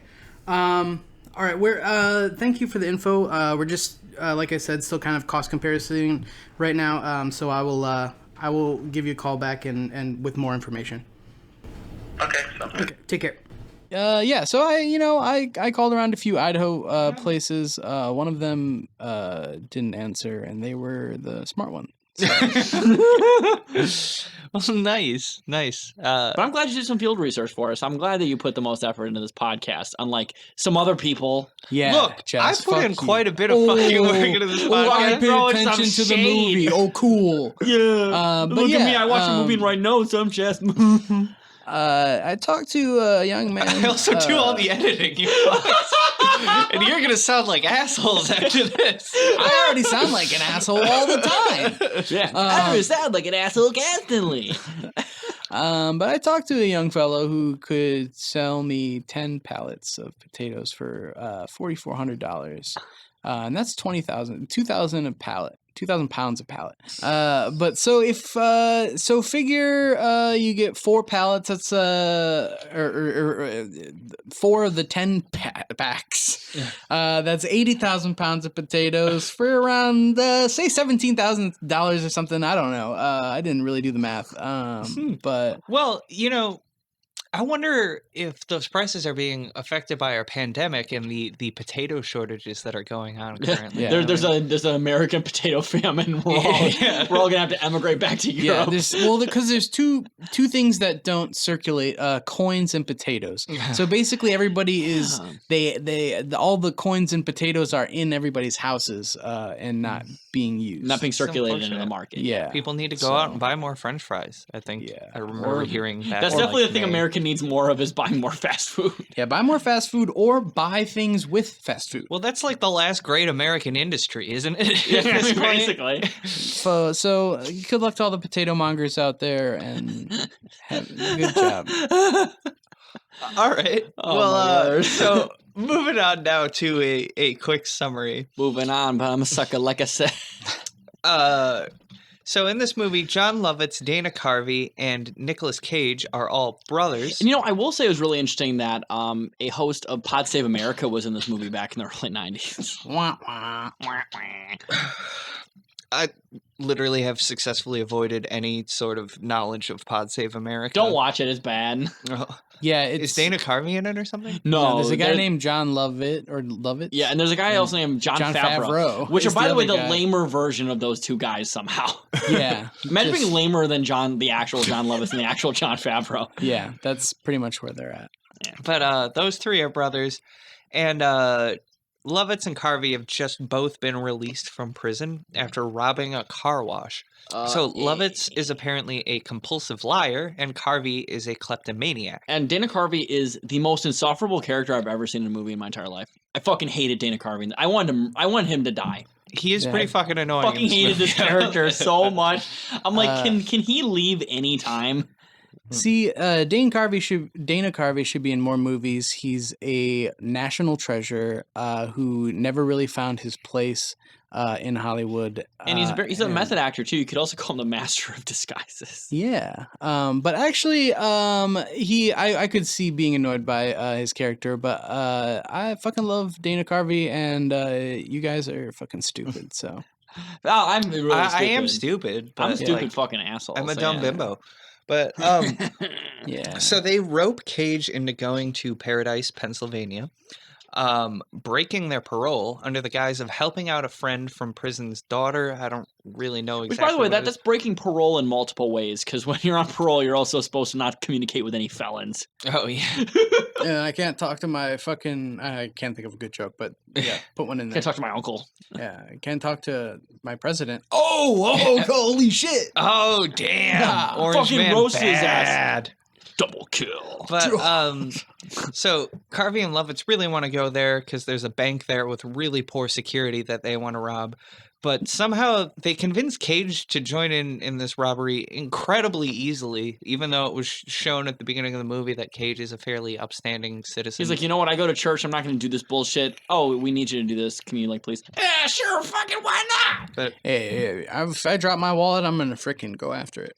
the bank robbery has some crazy hang-ups, but they manage to do it successfully. But they do wreck their car in the getaway and are taken in by a family that is soon revealed to be the family that owns the bank that they just robbed. Yeah, What and also, the fuck. and talk about some very upstanding citizens. They only own this bank because they just love the community so much, and they care about its livelihood. Yes. Yeah, they're the good banker, the one good banking family. Yeah, the and you have only to understand, one. right, that all capitalists, they care about where they live. Yeah. They do. And they They care about the absolutely communities. care about the community. It's not just a plan to extract wealth. Yeah, And, you know, no. they just give out loans to anybody and don't expect any sort of collateral or payment back because Yeah. that's That's people how you who make a own successful banks finance fucking business. do that. That's how you do it. That's how you Yeah, do it. I mean, you start a bank because you want to help people. yeah. And it's the Fed, the FDIC, that is the bad guy in this situation. Yeah, this movie absolutely Um, wasn't written by a dipshit libertarian at all. No. But word gets back to the guys in prison who suppose it is his daughter, I think. I don't know if that was ever... Yeah, some guy, one of the guy's daughters. Yeah, it is actually his daughter, and his daughter is played by Machen Amick, also from Twin Peaks, which I referenced earlier in the beginning, two Twin Peaks actresses. Why do But, all the movies we compare always have these weird like similarities? I don't know, it just happens. Like- But that Just guy the way in prison, the snowflakes crumble. evidently, the story was made up because Lovitz is a compulsive liar, and they weren't actually there to help that guy's daughter. Compulsive liar and yoga instructor. And yoga instructor, yes. They were there because that guy kept talking about the bank in Paradise that would be so easy to rob. So that guy is like, they got in on my grift. So he breaks out of prison. Also, the owners of the store where Cage and the brothers bought their robbery outfits, their ski masks and shit, they also realized that they must have been the bank robbers.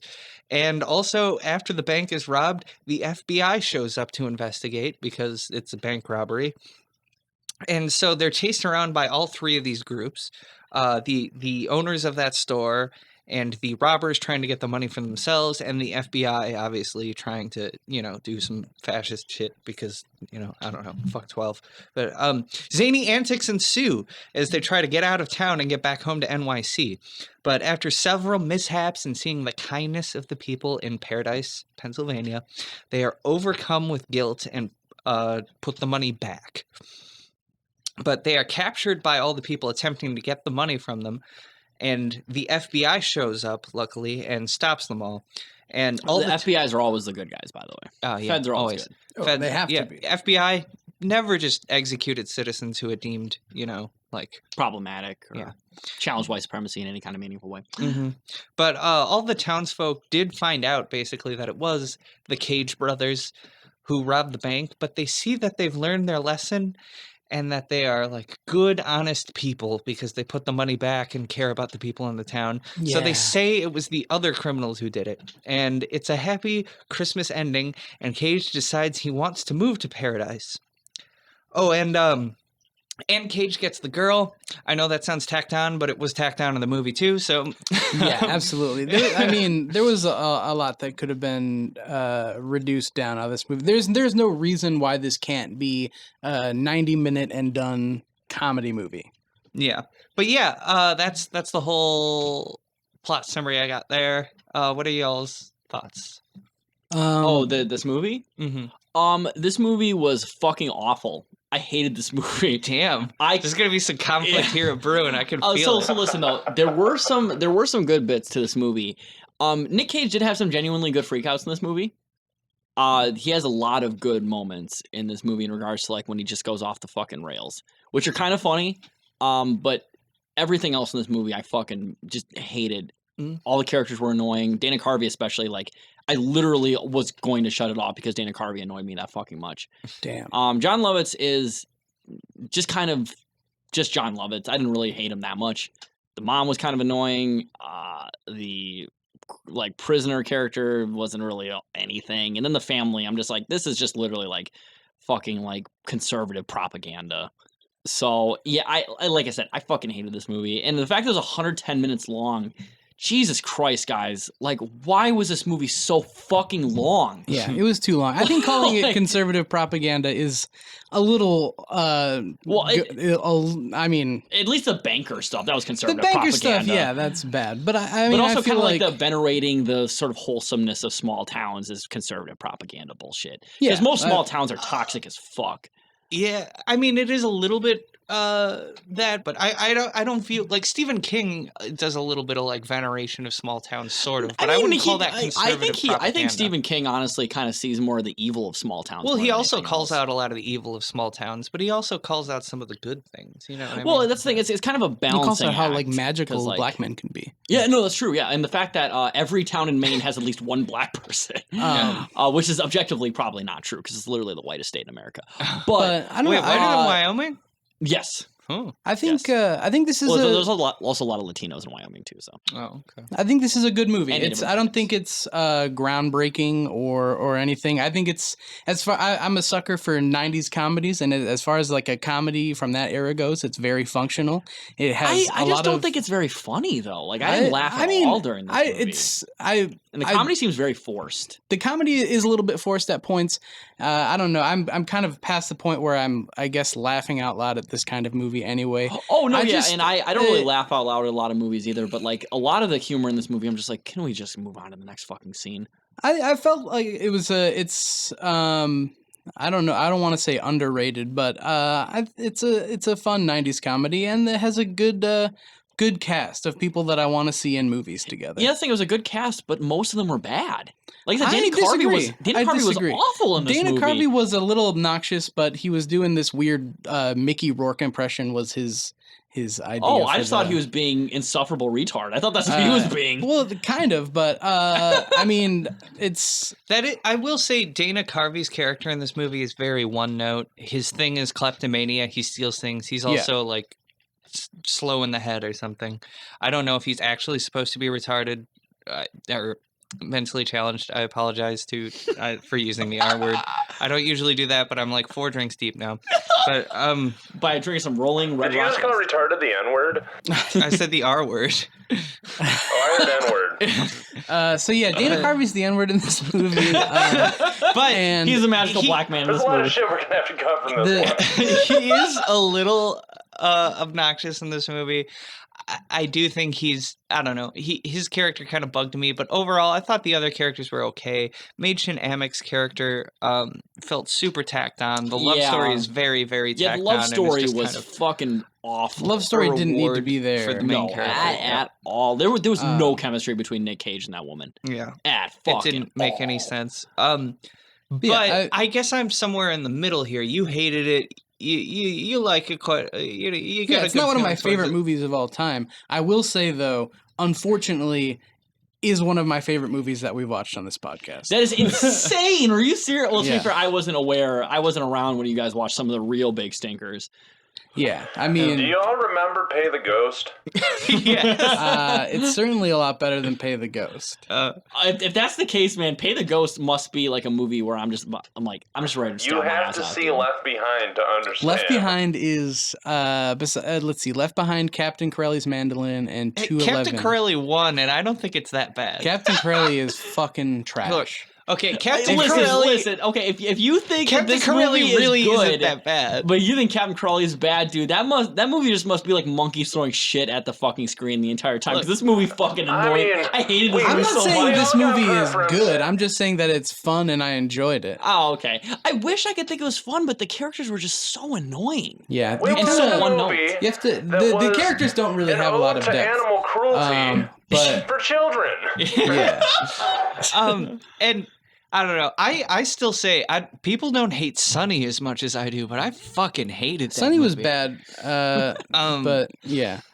There are a lot of things. If I hated about Sunny. if I'm gonna watch a bad movie, I would rather it be this style of bad movie than 211. I will say if I have to choose a bad movie, it might as well be a movie that I could probably ironically say like, oh, there's a funny person in this fucking thing, and it's just like an annoying character. Well, I will say like something like Trapped in Paradise like this, I could definitely see myself throw this on in the background like around Yeah. Christmas, and I'm fine with that. I can't see Oh, myself. I can guarantee you, I'm gonna watch this every Christmas.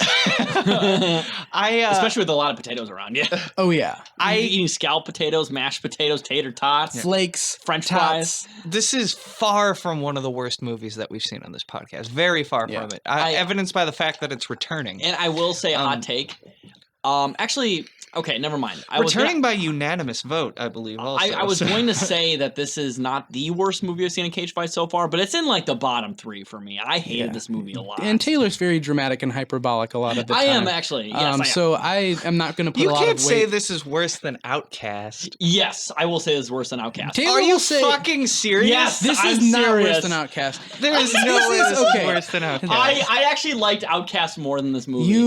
You're just being performative at this point. No, listen. Okay, Taylor will listen, say you can't any say movie this is that worse comes than up. Rage. No. Okay, Any okay. movie that's in conversation Okay. is the worst movie No. that Taylor's ever seen. Listen though, okay? He's, so it's Trapped in Paradise, and then it is Army of One, then Rage for me. Like, Rage is the worst movie I've seen on the show so far. Yeah, Rage is bad.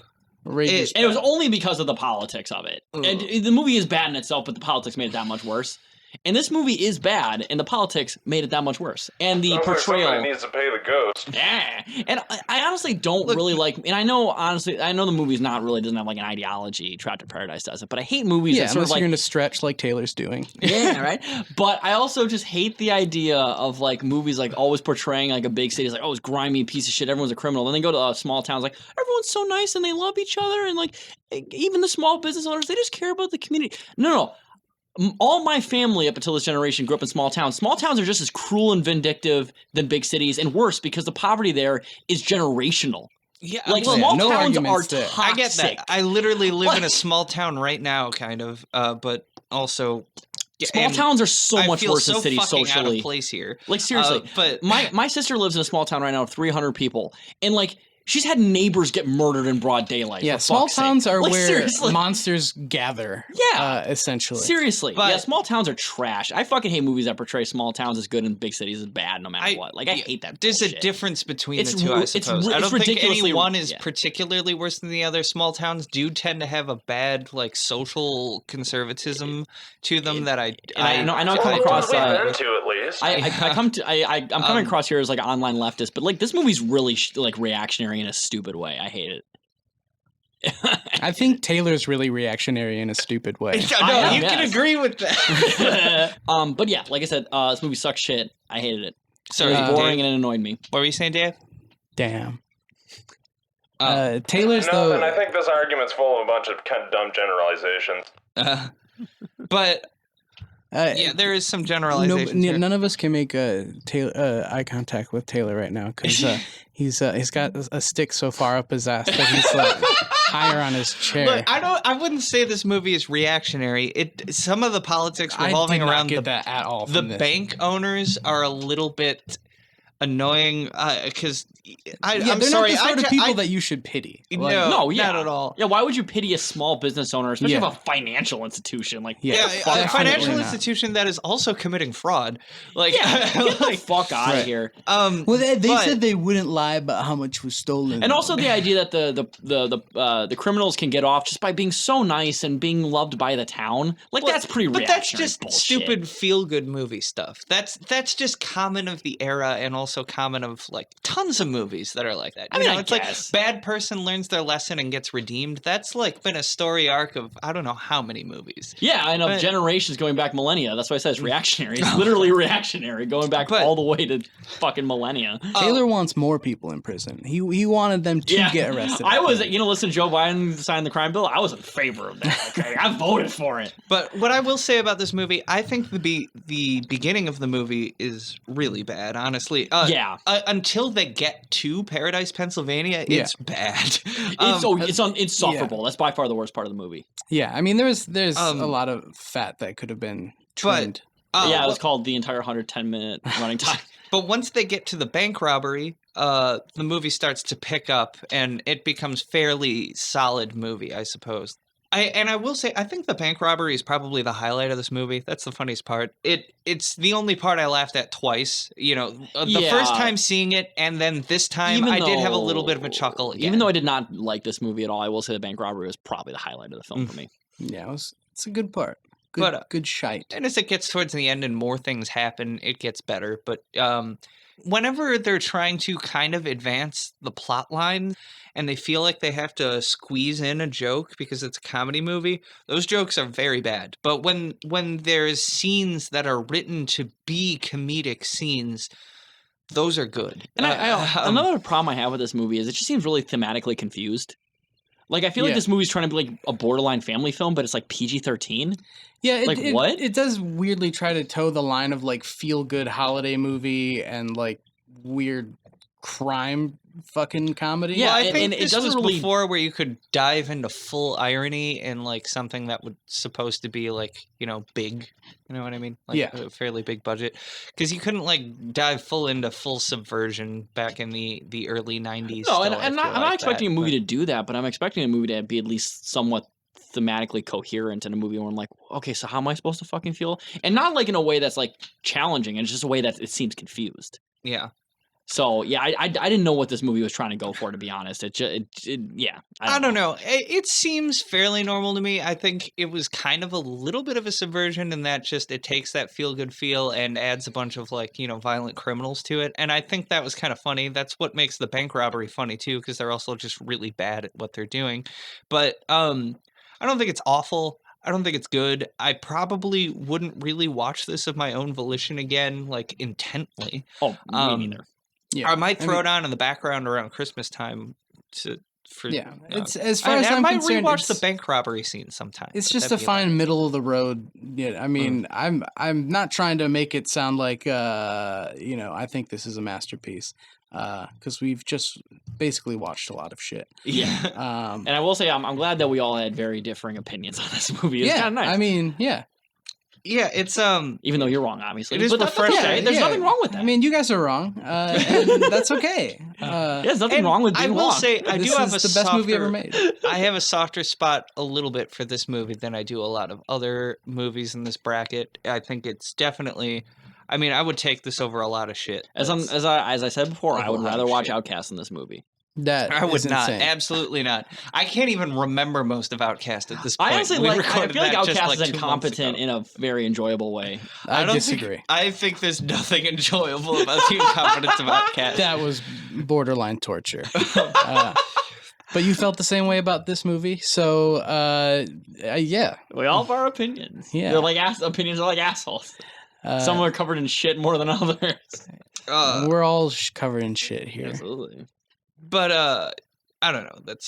That's all I kind of really have to say about this. No, I can't wait to get to the vote. Do we have any trivia or Amazon reviews? Oh, I do have some Amazon reviews, including this is not gonna back my point well, but just the worst people are like in this movie. Just some of the worst people like this movie. Really? Some of the worst people like this movie? You Really? know, like some of the things about this that I liked, or it reminds me of other like comedy movies, kind of from this era. Like I don't know, it reminds me a little bit of like Planes, Trains, and Automobiles, and I like that movie. I haven't watched that in probably like 8 years or something like that. Yeah. But, Well, I'm just saying, like, next time there's an actual Christmas, if I have to like wrap presents, I'm gonna be getting drunk and watching Trapped in Paradise and National Lampoon's Christmas Vacation back to back. Oh man, oh god. So Kim, That's a spicy combination there. Kim wrote a review that is titled "Look into My Eyes." Watch this. This is to all the uninitiated paradisers.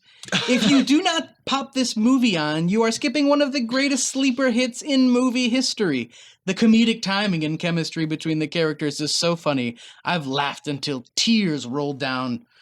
Well, here's the part I was going to try to not mention till later.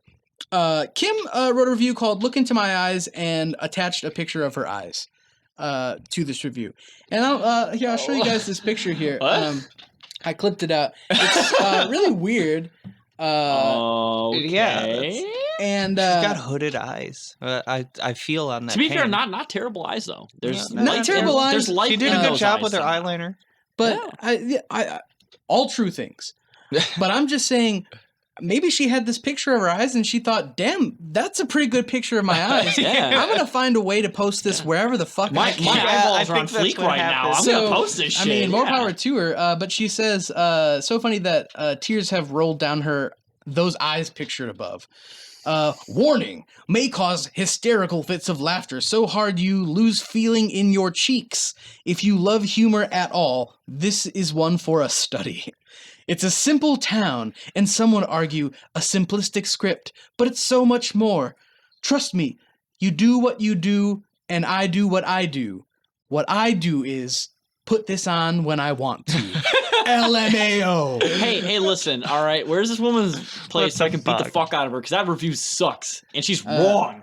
She's got nice eyes, but She does, and I don't want to give her a black eye or anything like that. But her reviews are fucking awful. yeah, I'm not gonna say any words in particular, but she's basically got the brain of David Carvey's character in this movie. So. Yeah, definitely. Paul Flesher writes, "Fun family Christmas fare, enjoyable for all.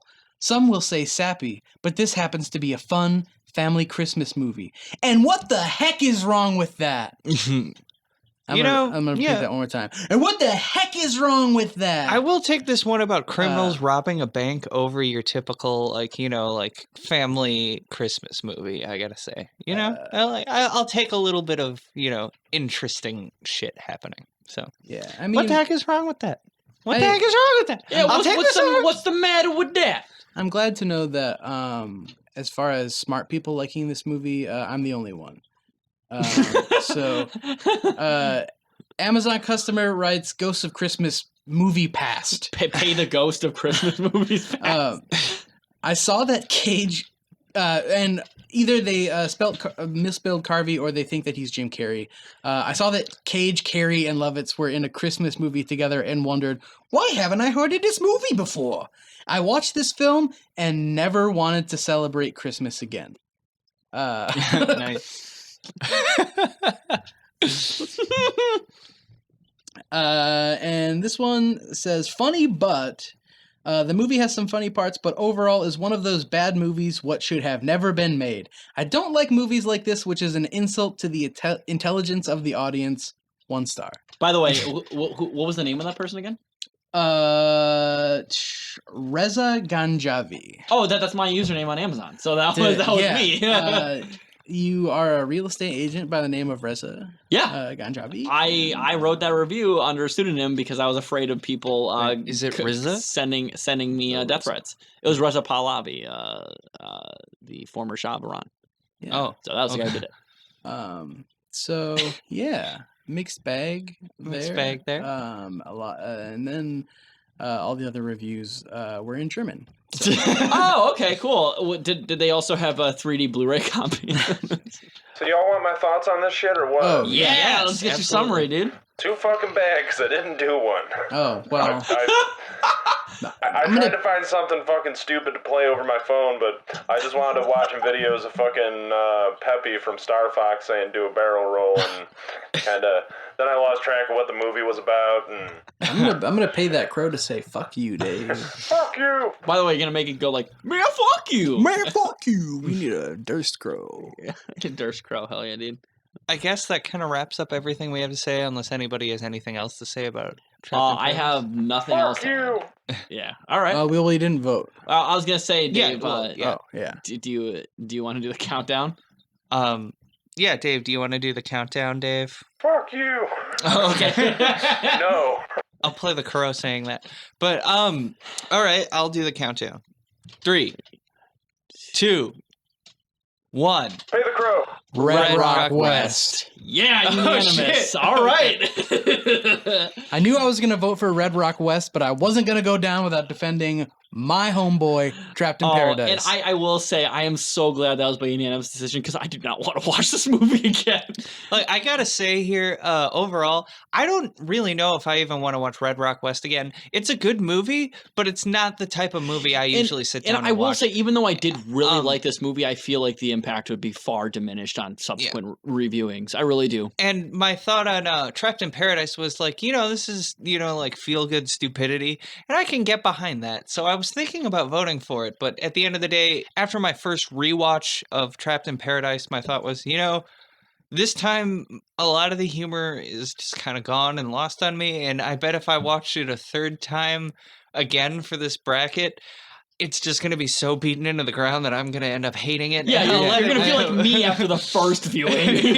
Yeah, and I will put this on as background noise during Christmas, but not this year because I've watched this movie twice in the past year, and I think I'm good for a while. And listen, though, it's actually been very slightly over a year since the last time okay. we watched And this, because listen, I remember do the first time we like, watched this was on my birthday. Oh, was last it? year. Oh, really? Oh, yeah, Yeah, that's it's- right. You did have to watch this on your That's funny. birthday. But I will say, to be fair, I do love like feel good like Christmas and holiday stuff. I genuinely really do. It's just that this movie I feel like just was trash in comparison to what I usually like. In regards, I don't to that. know. Like I See- said, like stuff like, and it's not like feel good, but like stuff like National Lampoon's, Christmas and like all of the other reindeer from when I was a little kid or something like that. Like stuff like that. Like I can still watch that and fuck with it. But this movie I felt like was just so confused in its messaging. I just didn't understand it. Want me to get a little too real here? Go for it. I watched this movie and I looked at it and I was like, wow, this represents a kind of small town normality of life that I will never be able to have anymore. And also because the world's my fucking falling identity apart and shit like turning fascist. That too. yeah, and it made me a little sad and wistful. It didn't at all. I think that was always like a facade. But yes, anyways, like I said, Red Rock West, definitely my pick. I fucking loved that movie. I thought it was cool, but yeah, subsequent reviewings, probably not great. But still, Nick Cage's performance was really good. Dennis Hopper is always a pleasure. I fucking love Dennis Hopper. He's a stud. Even in bad movies, in my opinion, like Easy Rider, he still does a good job.